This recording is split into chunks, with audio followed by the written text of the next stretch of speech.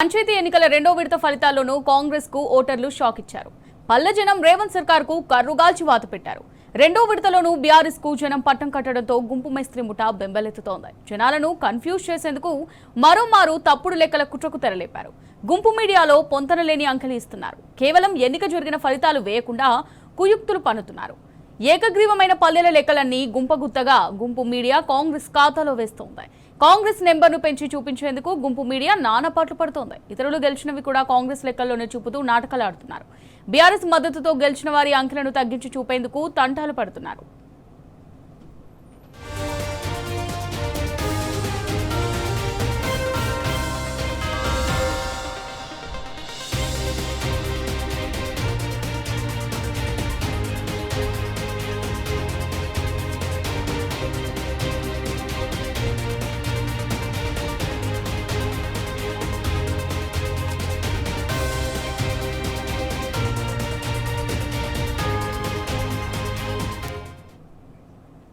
రైట్గా దీనికి సంబంధించి మరిన్ని డీటెయిల్స్ మా రిపోర్టర్ కిరణ్. విడత ఫలితాల్లోనూ జనం బీఆర్ఎస్ బలపరిచిన అభ్యర్థులకు పట్టం కట్టినట్టుగా తెలుస్తోంది. మరి దీనికి సంబంధించి పూర్తి డీటెయిల్స్ ఏ విధంగా ఉన్నాయి కిరణ్? పంచాయతీ ఎన్నికల్లో బీఆర్ఎస్ కారు జోరును కొనసాగిస్తుంది.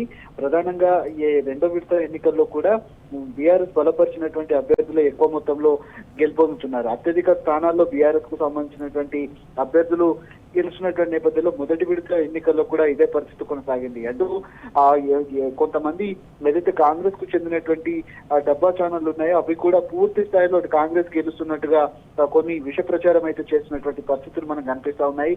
ఏదైతే అంకెల గారడితో పూర్తి స్థాయిలో తప్పుడు మభ్య పెట్టేటువంటి ప్రయత్నం చేస్తున్నాయి. ఎందుకంటే ఈ నెల 17వ తేదీన తుది విడత ఎన్నికలు జరుగుతున్నాయి కాబట్టి ఖచ్చితంగా మరోమారు కాంగ్రెస్ పార్టీకి అవకాశం కల్పిస్తున్నారని కనుక కొంత ప్రలోభంతో పెట్టినట్లయితే మళ్ళీ కాంగ్రెస్ కి ఓటేస్తారన్న కోణంలో కూడా వాళ్ళు చేసినటువంటి కుట్రలన్నీ కూడా బహిర్గతం అవుతా ఉన్నాయి. పూర్తి స్థాయిలో ఎక్కడికక్కడ గ్రామాల్లో కారు ప్రభంజనం సృష్టిస్తుంది, గులాబీ ప్రభంజనం సృష్టిస్తుందని మనం అర్థం చేసుకోవచ్చు. ప్రధానంగా ఎన్నికలకు సంబంధించినటువంటి అంశంలో కూడా ఏదైతే 2 సంవత్సరాలు గడుస్తుంది కాంగ్రెస్ పార్టీ అధికారంలోకి వచ్చి ఇచ్చినటువంటి ఏ ఒక్క హామీ కూడా నెరవేర్చకపోవడంతో రాష్ట్ర ప్రజలంతా కూడా విసిగి వేజాడినటువంటి పరిస్థితులు మనకు కనిపిస్తున్నాయి. అనేక రంగాల నుంచి రైతాంగం కూడా పూర్తి స్థాయిలో దెబ్బతింది.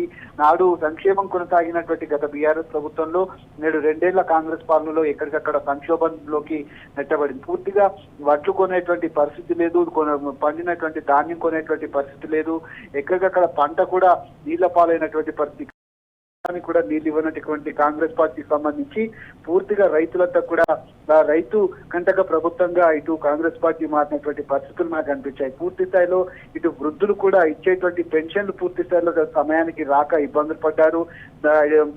హాస్పిటల్లో కూడా మందులు లేక రోగులు కూడా ఇబ్బందులు పడేటువంటి పరిస్థితి కనబడుతుంది. అటు గర్భిణీలు ఎవరైతే ఉన్నారో వాళ్ళకు కేసీఆర్ కిట్లు కావచ్చు, పెళ్లి చేసుకుంటే కళ్యాణ లక్ష్మి కావచ్చు, ఇవన్నీ పథకాలు గత ప్రభుత్వంలో అందాయి. ఇప్పుడు ఇది కూడా ఎక్కడ కూడా కనిపించినటువంటి పరిస్థితి. ఒక బతుకమ్మ పండుగకు బతుకమ్మ చీరలు ఇచ్చినటువంటి గత ప్రభుత్వం ఇప్పుడు వాటిని ఎన్నికల ముందు ఇచ్చినటువంటి సందర్భం కనిపించింది. ఎన్నికల ముందు అది ఇచ్చినప్పటికీ కూడా తీసుకున్నటువంటి వాళ్ళంతా కూడా మళ్ళీ బీఆర్ఎస్ కి ఓటు వేసినటువంటి సందర్భం. ఎందుకంటే వచ్చేటువంటి ఏ ఎన్నికలు జరిగినా బీఆర్ఎస్ పార్టీకి ఓటు వేస్తామని రాష్ట్ర ప్రజలంతా కూడా భీష్మించి కూర్చున్నారు. ప్రతి క్షణం కూడా ఎప్పుడు ఎన్నికలు వచ్చినా ఖచ్చితంగా బీఆర్ఎస్ పార్టీకే పట్టం కడతామని కూడా చూపించారు. కాంగ్రెస్ పార్టీకి చెందినటువంటి ముఖ్య నేతలు ఎక్కువ మొత్తంలో వైర్లైనటువంటి వ్యక్తులు ఎవరైతే ఉంటారో కాంగ్రెస్ పార్టీకి చెందినటువంటి సొంత ఇలాకాల్లో కూడా కారు ప్రభంజనం సృష్టించింది. పూర్తి స్థాయిలో బీఆర్ఎస్ కి పట్టం కడుతున్నటువంటి సందర్భాలు అయితే మనకు కనిపిస్తాయి. ఇవన్నీ కూడా లెక్కలన్నీ తప్పుడు లెక్కలు చూపిస్తూ అటు ఏదైతే కాంగ్రెస్ అనుకూల మీడియా అంతా పైకి వచ్చినటువంటి ఆదేశాల మేరకే చూపిస్తున్నటువంటి సందర్భాలు అయితే కనిపిస్తున్నాయి.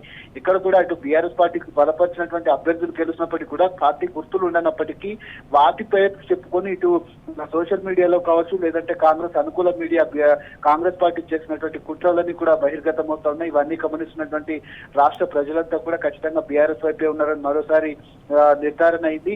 ఎన్నికల్లో కూడా అత్యధిక స్థానాల్లో రెండో దశలో కూడా బీఆర్ఎస్ పార్టీ కైవసం చేసుకుంటే మూడో దశలో కూడా ఖచ్చితంగా బీఆర్ఎస్ పార్టీకి ఎక్కువ అనుకూల అవకాశాలు ఉన్నాయి. ఖచ్చితంగా గ్రామ ప్రజలంతా కూడా బీఆర్ఎస్ వైపే ఉన్నారని కూడా మనం అర్థం చేసుకోవచ్చు. Right, thanks for the updates Kiran.